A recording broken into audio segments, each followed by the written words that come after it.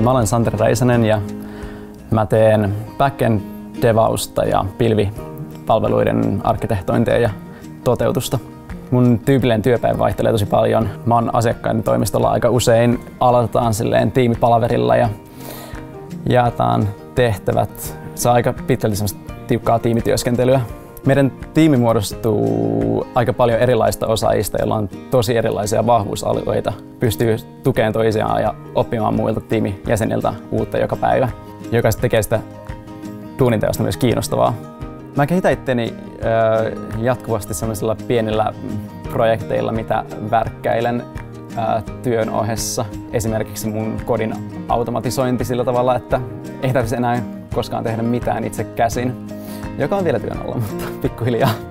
Solinordilla on se makea lähtökohta, että kaikki työntekijät on tasa-arvoisia, että meillä ei sinänsä ole semmoista niin kuin esimieshierarkiaa, jolloin kaikille annetaan niin kuin vastuuta, mutta myös semmoisia niin kuin mahdollisuuksia vaikuttaa yhteiseen toimintaan ja yrityksen tulevaisuuteen, joka sit tekee niin kuin Solinordista motivoivan paikan työskennellä.